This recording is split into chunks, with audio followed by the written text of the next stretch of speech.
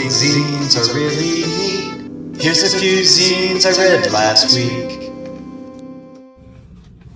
Hi everyone, my name is Missy Kulik and I do a zine called Secret Picnic Spot, but right now I'm going to talk to you about some zines I've read lately. So I attended Paper Heart Zine Fair, which is our local zine fair, and it's really small, but they presented it with a zine that tells all about all the people who attended and has little bios and things about them and where you can contact them. So it shows the events for the day and then all the vendors. Here's my page. And then it talks about everybody who attended and had zines for sale. So I thought that was really neat because I used it as a resource to go back and look at things that I had got at the zine fair. So next I'll tell you about Choose Your Own Egg Venture, and this is by someone called Ezra, and their handle is, I think it's in this one, Zines by Ezra _ it looks like. So they talk about how to make eggs in this one, and they go step by step and show you everything you need how to prepare an egg, which I thought was kind of neat because it's something that maybe people don't know and they need a zine for this. But I thought the illustrations were good and I thought it was really informative. I guess I just like to read about food. They also did a zine called Helpful Reminders for Hopeless Romantics Experiencing Heartbreak.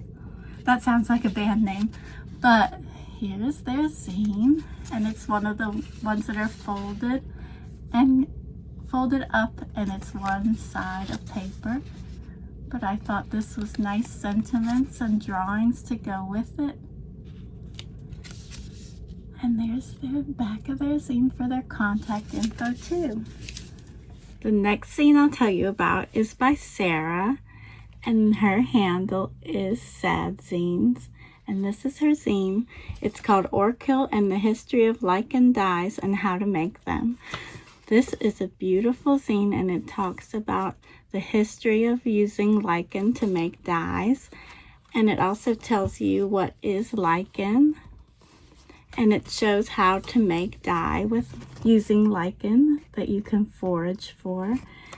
And Sarah even had a sample of this at her table at the zine fair, so it was really neat to see it in person because it makes a beautiful lavender color. And then she talks about history and making the dye herself, and it is bound with this beautiful purple thread. And then it even gives you how to do this technique at home with lichen, and it even gives you a list of resources in the back. I just thought this was a beautiful zine. I love the collage style that it's made in, and I love that it taught me something that I didn't know how to do, and I kind of want to try it now. And the last one I have is called Ear Splitting, and this is by Avery, and his handle is Avery is Hungry. And this zine talks about going to shows, which I love this subject. And inside you'll find a lot of collages.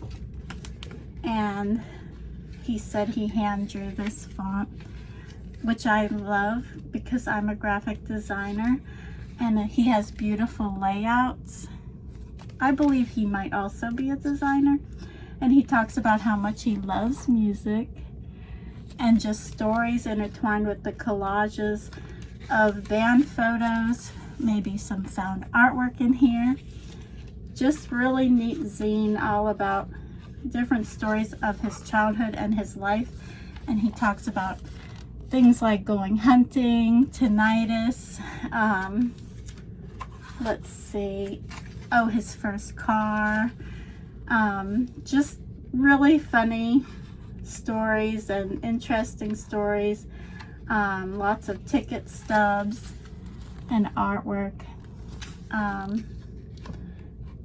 Here's a whole collage of ticket stubs. Oh my gosh, I miss paper ticket stubs. So this one's Avery. He also talks about his daughter, which I think is really sweet, and perhaps she'll make a zine when she's a bit older. So that one's Ear Splitting. Well, thanks y'all. That was really fun. I hope you enjoyed my zine talk. But I'll talk to you later. Bye bye.